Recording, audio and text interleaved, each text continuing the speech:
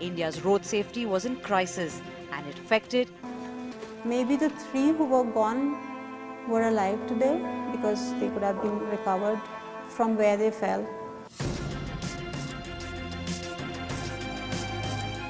As India observed Road Safety Week, the campaign gained momentum. Influential voices, school children and concerned citizens all joined in, taking. I feel it's important for you to be associated with this campaign. What is the essential reason why you chose to be on board? Well, I think this has been a growing concern, as we say, and being a young mother, you know, our children walk on the roads, they go to bus stops, you know, to catch the school bus. And I think even as a mom, you always have that fear, you know, that, you know, your child and maybe a mother or a father or a caretaker might be dropping them. But what if somebody is, you know, driving or they're coming back from school and being irresponsible? So I think it's very important that, of course, that don't drink and drive, but also, like you say, you have to drive safely and responsibly even during the day. Yeah. Abanti, you've got teenage sons. They're what, 18 years old. In driving this entire campaign in association with NDTV, your thoughts would at one level have been also on your young sons. As a mother, what does this campaign mean to you? I think as a mother, this campaign means I can go home a little bit more reassured that there is a message out there very frequently during the season when my kids are listening to it, and hopefully, you know, there is an awareness that's being created about them of what not to do. I mean, they are below legal drinking age today, but still there is temptation always when they are together with friends, etc. So it just helps me really go and feel like there is somebody out there watching out for them through this program. Yeah. Karisma, I must ask you, you know, all of us like to go out, meet friends, party. And then, you know, I mean, to say party responsibly or drink responsibly at one level is cliched, but it is at another level a fundamental truth. Where do you draw the line? Well, you know, I must say that, frankly, I always have a designated driver. I don't drive myself because I think I have too many things on my mind. So it's better that I sit behind in the back seat. But I'd like to tell you that there are a lot of young people out there today who have realized this. And I think this campaign has made them realize today when young couples go out to party or to a club to have a few drinks. Like a lot of my friends tell me, you know, we are the driver tonight. My friends like, I'm not drinking tonight. You know, let the husbands and the other friends, because I have so many people to drop home. So people have become really, really aware about this. And also I'd like to really say that especially in Mumbai, I think the traffic police is doing a great job because over the weekends, a lot of people are genuinely aware and a bit scared that, you know, they cannot afford to drink and drive because they are going to be pulled up. And there are a lot of check nakas nowadays. Yeah. And I think people, the growing concern is out there and people have become really aware. Dr. Vish, a lot of apps now like Party Smart and things like that, which a lot of young couples and young people do use. So I think it is available now and I'm sure it will even grow further. So people should be aware that it is available. So it shouldn't be an excuse that, "Arey, mera driver nahi tha, koi tha nahi to." And I think a lot of young people feel, I'll just have a drink or two and I can handle it. Well, that is not the case. If you are even having one drink, you cannot drive a vehicle, period. what about, but again, what about the moderate consumption of alcohol? I mean, for those who drink, it's obviously a very personal choice. Yeah. But then how do you assume that you can drink responsibly? No, that's and assuming, of course, that you're not driving, so that's out of the question.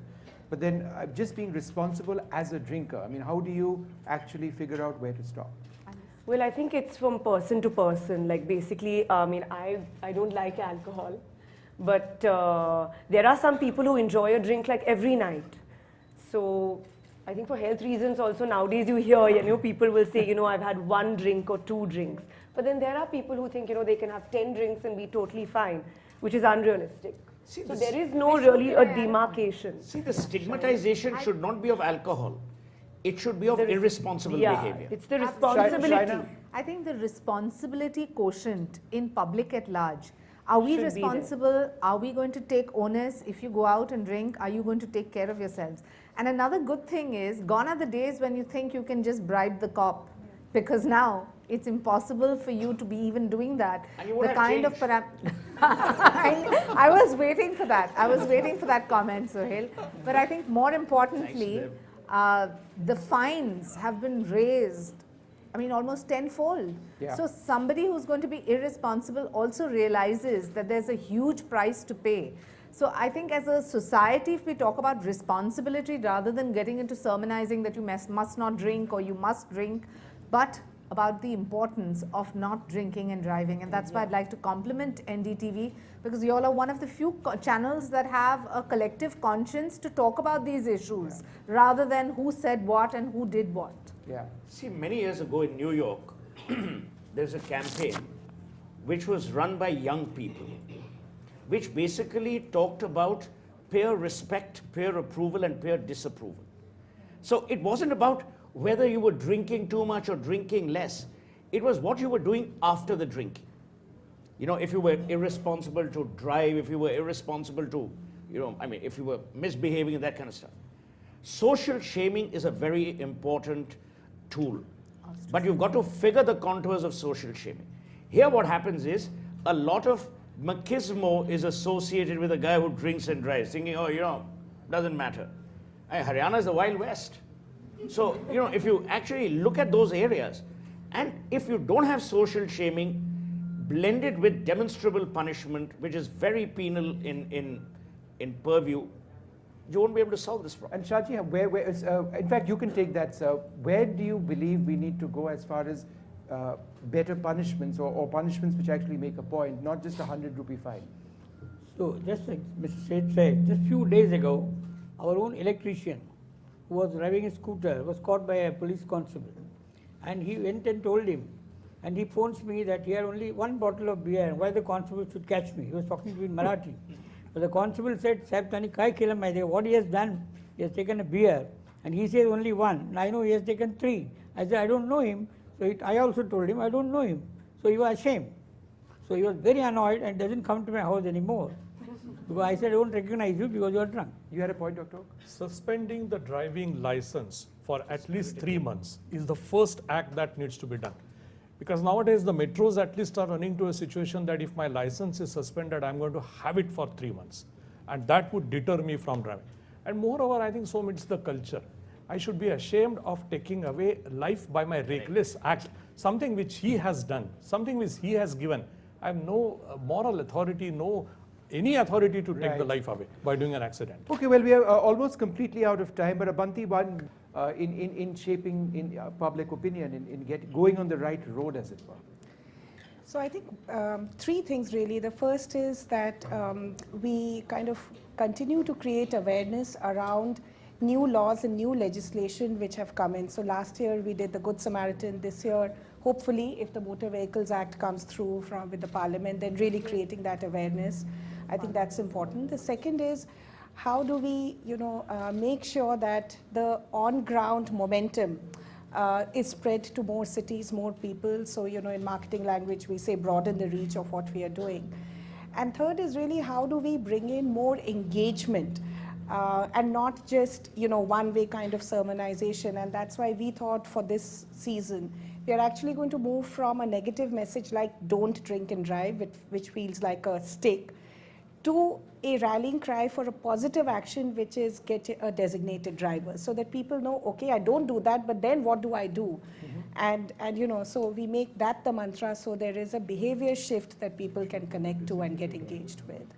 All right, well, I'd like to thank all of our panelists today for joining us on this. We do have time for questions, which we will take. But it's something that we really feel is a cause that in NDTV certainly we attach ourselves very closely to, and it's been a great privilege working with United Spirits on this. This campaign, this partnership is very strong, and we hope it does continue. We've got young students over here, young professionals over here. We've also got Dr. Sulema Merchant, the Dean of Sion Hospital, with us. Dr. Merchant, there you are, sir. You were supposed to be here with us, and I'm so glad you were able to make it. In fact, I would ask you the same question which I've asked Dr. Oak earlier on. The emergency room of a hospital, the first hour. What is the scene that you typically see day after day, year after year, of how families are often destroyed because of irresponsible choices being made? I think that's a very good question. And I think before starting, it's nice to have a moot point of who are we designing roads for, right? We design roads for motor vehicles, for cars and other vehicles, but we don't design it for pedestrians. And sadly, 50% of the people who are actually dying in road accidents in India are called vulnerable road users, who are not protected by a shell. So they are cyclists, they are pedestrians, they are children. So every day, 20 children die in road accidents in India. Yeah. Kids, you know how kids are taken to school and got back from school.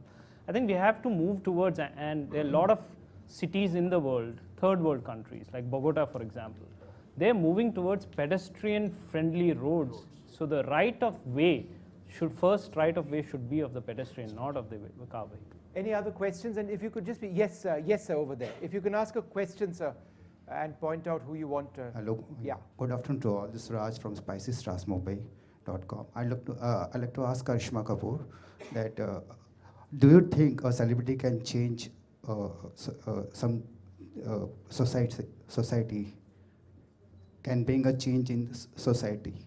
Well, I think a celebrity can always bring out the awareness.